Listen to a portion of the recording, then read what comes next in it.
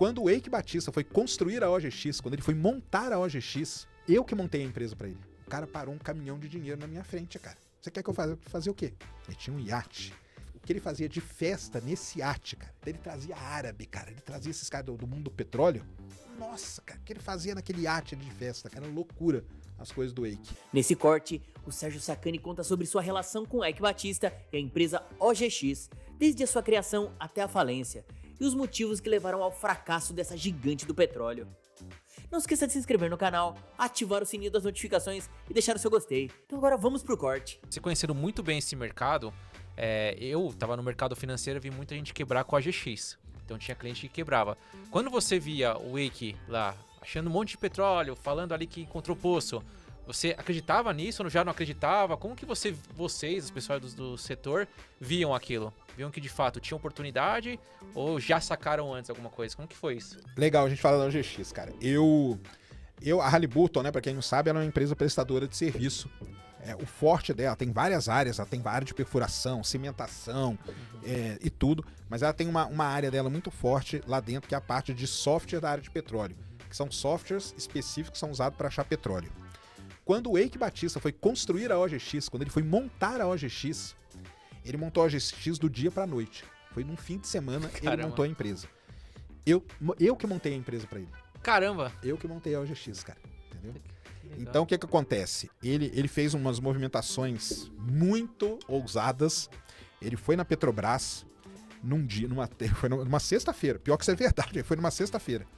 Ele foi na Petrobras numa sexta-feira, contratou os caras mais tops da área de geologia, da área de geofísica e da área de engenharia de petróleo. Levou tudo embora. Esses caras, eles não podem nem passar na frente da Petrobras. Eles são tidos como traidores do Brasil, pra você ter uma ideia. Caramba. Aí eu conheço eles todos. O cara vinha, eu almoçava com eles.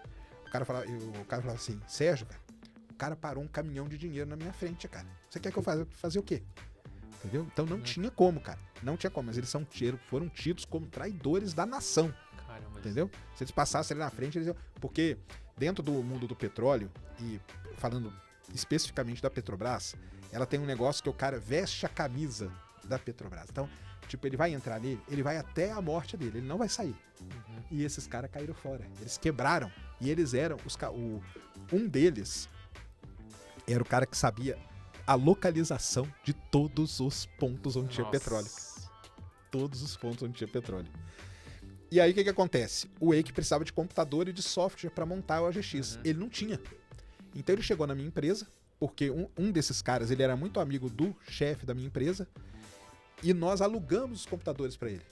E aí o pessoal falou assim, Sérgio, eu passei o final de semana, cara, sem dormir, instalando coisa pra OGX. Caramba. Trabalhei muito dentro da OGX, durante muitos anos ali. Aliás, aí eu vou contar um negócio muito interessante que aconteceu comigo. Mas eu trabalhei anos ali na OGX, e o lance da OGX qual é, cara? O petróleo tem duas coisas, duas áreas distintas. Exploração é uma coisa, produção é outra coisa. Então, o que é explorar? É você encontrar onde está o petróleo. Isso é uma coisa. Depois que você encontra, você tem que tirar o petróleo dali. Isso é a produção. Então, por exemplo, existe um índice muito famoso dentro da indústria do petróleo, que é o fator de recuperação. O fator de recuperação é quanto que você consegue tirar com a tecnologia que você tem hoje. Sabe qual é o fator de recuperação da Bacia de Campos? Quanto? 26%. 26%. Isso é muito baixo? Como que é? Imagina, mercado, cara, pro que mercado pro muito mercado é a média. A média é isso certo. aí. Então você imagina que mais de 70% do petróleo da Bacia de Campos nós nunca vamos nem tirar. Esse é o fator de recuperação. A não ser que a tecnologia... Porque o petróleo, a produção de petróleo, ela depende muito da tecnologia. E a tecnologia não é um negócio que muda do dia para a noite. Então, é isso. Então, explorar, achar o petróleo é uma coisa. A gente achou. Nós achamos reservatório na Bacia de Campos que ninguém nunca viu. Só que nunca ninguém vai tirar. Tá lá, o petróleo tá lá. Quem sabe daqui, sei lá, 20, 30 anos que desenvolverem a técnica para isso... No mundo todo não tem essa tecnologia. Não tem. Então, o que o Eike fez? O que a OGX fez? Ela construiu a melhor equipe de exploração de petróleo que existe. Tem um porquê nisso. O Eike, ele estava montando uma empresa, ele precisava de investidor. Ele precisava mostrar para os investidores que ele sabia onde estava o petróleo. Tinha que vender, né, a empresa. Tinha que vender a empresa. Então ele pegou esses caras da Petrobras, que eram um geólogo, um geofísico e um engenheiro, E ele viajou o mundo com esses caras, e esses caras iam fazendo as apresentações. E o cara falava, assim, acertar o petróleo, se você chega em qualquer empresa e fala que você acerta 30%, cara, você é o cara mais top da humanidade que já existiu na face da Terra. Esses caras falavam que eles sabiam com 90% de certeza onde estava o petróleo. E eles sabiam mesmo. Então, o que o Wake fez? Ele montou essa equipe de exploração porque ele precisava vender, adquirir investimento. E assim ele foi. Tanto que a gente brinca no meio aí que os maiores investidores dele eram os velhinhos lá do Canadá, né? Que era um fundo de pensão canadense. Que era, verdade. Colocaram muita grana na OGX, muita. Não foi pouca não, foi muita. Com isso que ele montou a empresa. Ele montou a empresa, ele pagava os melhores salários do ramo. Qualquer pessoa, o sonho de qualquer pessoa formada era trabalhar na OGX, cara. Enquanto o cara ganhava, entrando na Petrobras, tipo 5 mil reais, o Wake pagava 15. Pro cara júnior, o cara acabou de entrar. Então o cara não sabe nada. O cara saiu da faculdade e tá ganhando 15 conto no Wake. Ganhava 5 ali na Petrobras. Então era um sonho de consumo. Caramba, que legal essa história, hein? Só que ele não montou uma boa equipe de produção. Aí é que foi o erro dele. Entendeu? A equipe de exploração era tipo o Dream Team da exploração de petróleo mundial. E a equipe de produção não era. E depois que você consegue o investimento, beleza. Então, como que o pessoal entender como que funciona esse lance da exploração de petróleo no Brasil? Isso de acordo com a ANP. Então, eu vou lá e adquiro um bloco. Meu bloco é essa mesa aqui.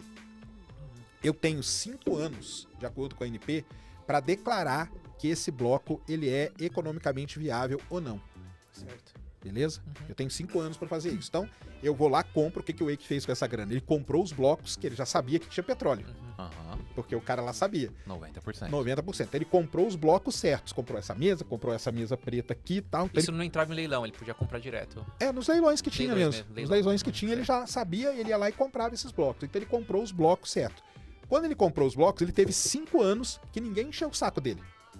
Só que quando bateu os 5 anos, ele tinha que declarar que aquele bloco ia ser explorado, era economicamente viável ou não. Senão você tem que devolver o bloco para a ANP. É assim que funciona. E nesses 5 anos, cara, que ele se acomodou. Entendeu?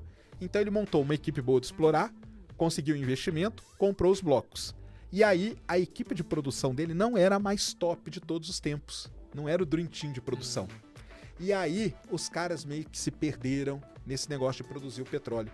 Então eles falaram que um poço ia produzir tanto. Como que você declara se um campo é economicamente ativo ou não? Você faz um teste nele, num poço, um teste de produção. Aquele teste ali tem que dar um determinado valor de acordo com o tamanho e tal. Se der aquele valor, aquele reservatório ele é explorado. Se der abaixo, ele não é. Ele meio que mentiu, cara. Entendeu? E aí é que ele se ferrou. Entendeu? Então ele mentiu que um poço dele ia produzir tanto, só que o poço ia produzir 3 vezes menos. Só que você não pode mentir pra ANP, cara. Porque a ANP tem o mesmo dado que o Wake tinha, a ANP tinha.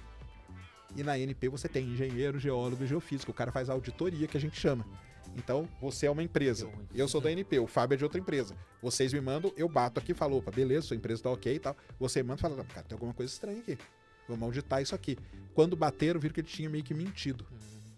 E aí, imagina o velhinho canadense, cara. Nossa. Cara, eu enfiei meu dinheiro num cara que tá mentindo quanto que o posto dele vai produzir. E é aí que começou, cara.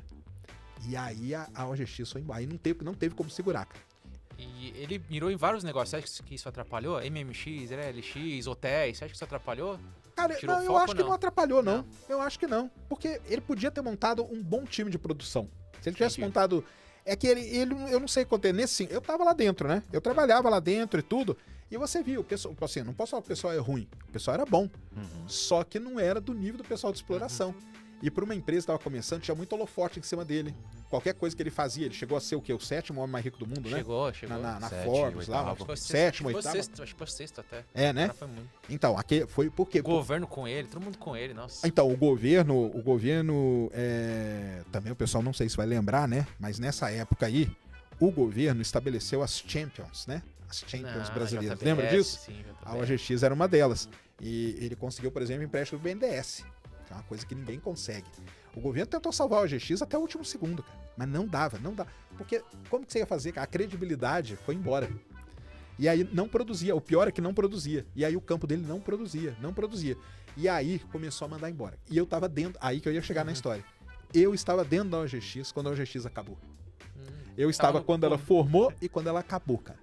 E era assim, tava todo mundo trabalhando igual o seu escritório aqui. De repente chegava o cara do RH e falava, você, vem pra cá. Pronto, o cara tava, Tchau. demitido.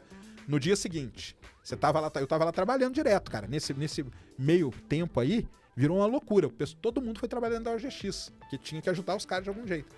Chegava outro dia, você mais 10, e mandado embora. Mais 10 mandado. Só que o problema é que ele não pagava os caras.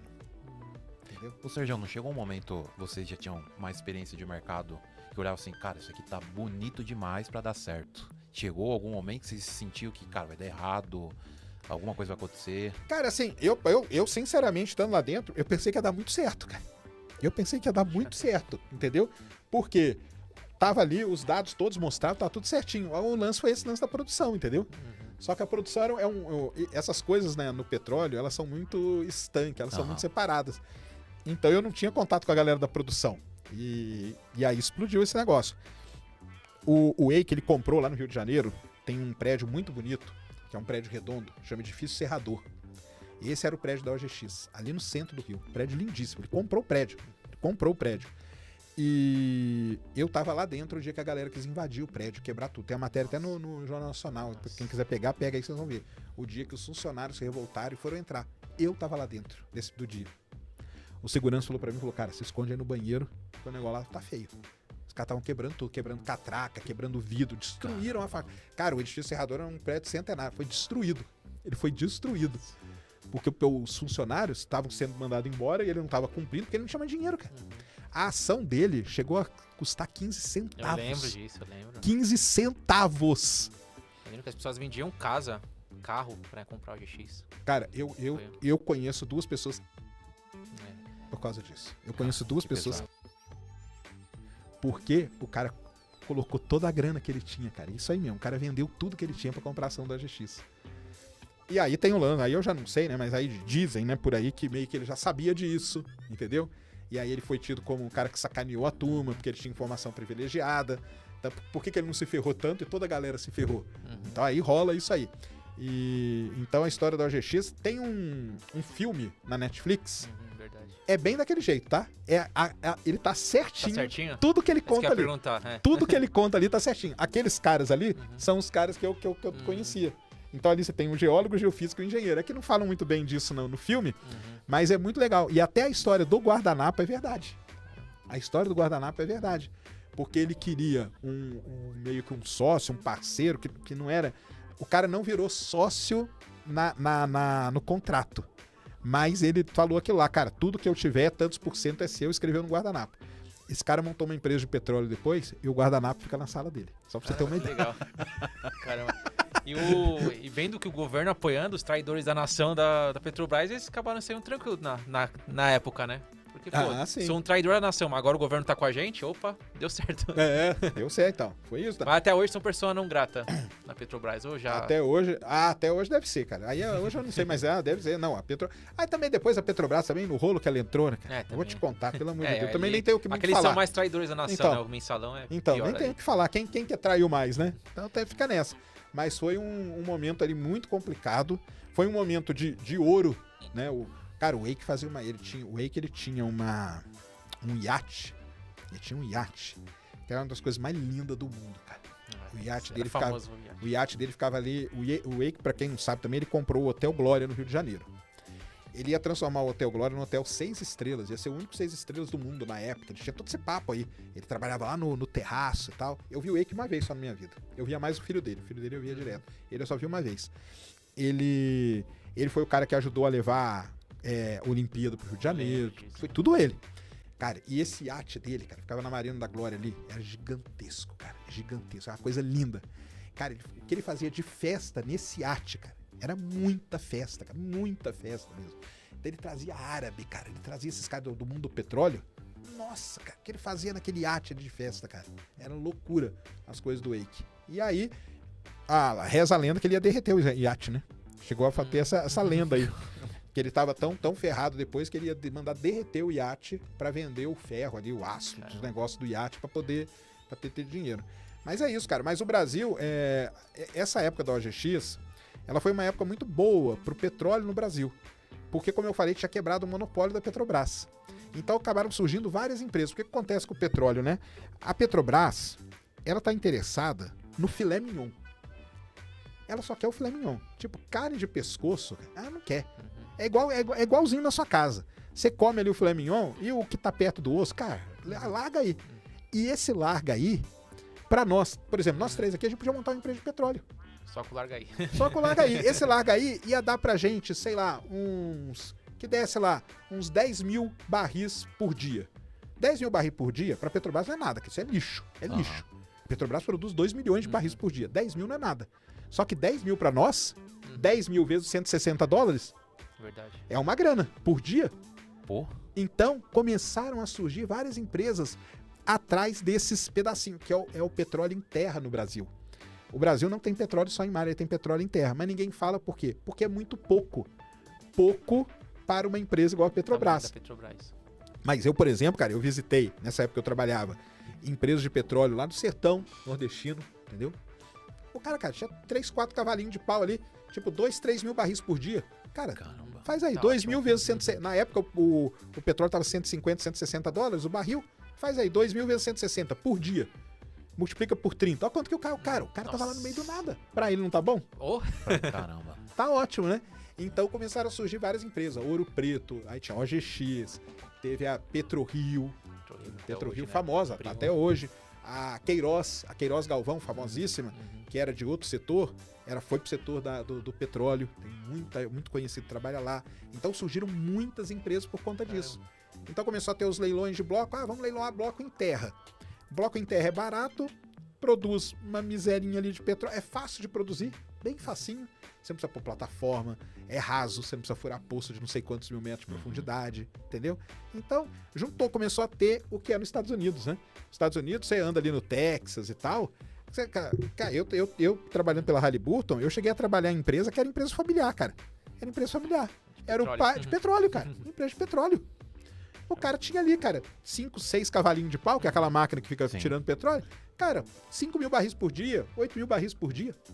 caramba. Tá ótimo, cara. Isso aí sustentava muita família nos Estados Unidos, muita gente. Isso me lembra até os próprios bancões, porque o bancão ele nunca deu muita atenção pro cliente de baixa renda, que foi onde o Nubank entrou. Aí, ó. Era carne de pescoço pro bancão, atender esses clientes que não davam lucro, tinha ali uma Dava proporção trabalho. da calote, crédito, Nubank foi lá e se aproveitou disso. E hoje, tantos bancos digitais tem aí. É, exato. Ó, como cresceu. Então, é exatamente a mesma movimentação. Isso aí nós estamos falando aí de antes, aí vem as crises, né? Então, o petróleo, como eu falei, ele passa por crise. Teve a crise de 2008, foi uma crise muito grande, afetou o petróleo. E depois, infelizmente, pro Brasil, toda a crise lá do petróleo com a Petrobras, né, cara? Aí aquilo ali foi de ferrar a vida de todo mundo, cara. Aquilo aí ferrou todo mundo. Aquilo ali, cara, transformou Macaé numa cidade fantasma. Nossa. Isso aí transformou Macaé. Macaé era uma das cidades mais ricas do mundo, era Macaé. Porque o pessoal que não entende é assim, você tem um campo tá lá no alto mar, ele produz petróleo. A produção desse campo aqui, uma porcentagem é paga para a cidade, de royalties que a gente chama. Então tinha muita grana então. Era muita grana, porque boa parte da bacia de Campos é na frente de Macaé. Tanto que ela teve que dividir com Campos, com a cidade de Campos. Era uma briga. Então, por exemplo, descobriu um reservatório novo, a briga era, qual que era a cidade que era daquele? Entendeu? Caramba. Qual cidade que vai ficar? Qual estado? Primeiro é o estado, né? Então o Rio de Janeiro era um estado muito rico. Depois a cidade. Macaé, cara, tinha muita grana. Cara, a economia lá era muito... Pô, era restaurante, hotel, tudo lotado o ano inteiro. O aeroporto mais movimentado do mundo em helicóptero, pouso e decolagem de helicóptero, era o aeroporto de Macaé. Caramba, nossa. Que eram as viagens para Bacia de Campos. Quando deu essa crise aí, a cidade virou uma cidade fantasma, cara. Fantasma. Eu lembro... Ali tem uma região ali que chama Parque dos Tubos, que é onde ficam as empresas, do cara sair da empresa e largar a empresa aberta. Falou, cara, faz o que você quiser com essa porcaria aí. Eu nunca mais volto aqui. A rodoviária de Macaé chegou a ter, no auge da crise, 5 mil pessoas por dia indo embora. Caramba. Olha que loucura. Transformou. Essa crise, é porque o pessoal que não é da área, às vezes tem um viés pra analisar a crise. Só que eu que tava lá, eu tava em Macaé essa época aí, cara. Essa época toda eu vivi toda essa problemática aí inteira. Era só problema, era muita gente sendo mandada embora. A rodoviária era lotada de gente indo embora, cara, com raiva, ódio. ódio, as pessoas tinham ódio, entendeu? Cara, eu nunca mais piso aqui na minha vida. Chegou ao ponto, lembra que eu falei que existe a exploração e a produção? Chegou ao ponto, num momento, que a Petrobras meio que parou com a exploração de petróleo. Ela não explorava mais, cara. Ela só vamos produzir o que a gente tem, não vamos explorar mais, para poder segurar, porque aonde que vai a grana grossa de uma empresa de petróleo, onde que ela gasta a grana é na exploração. Porque a produção você vai ganhar, né? Sim. Mas a exploração é onde você gasta. Então, para segurar a sangria que estava tendo, pararam com a exploração. Cara, a exploração da Petrobras ela é reconhecida mundialmente. Mundialmente. Eles são requisitados no mundo todo. Os caras pararam com isso. Pra você ter o nível, como é que uma crise que aconteceu pega, cara. E aí, nessa crise aí, eu caí fora também. E essa galera, todo mundo é brasileiro? Todo cientista, todo mundo geólogo, físico, é todo mundo brasileiro? Todo mundo brasileiro. Todo mundo brasileiro. Legal. Todo mundo brasileiro. A Petrobras, ela é uma das... A gente fala muito mal do... Eu, particularmente, falo muito mal do Brasil, né? É uma porcaria e tal. Vírgula. Tem 3 empresas no Brasil que a gente tem que respeitar muito. Uma é a Embrapa, que é a empresa brasileira de pesquisa agropecuária.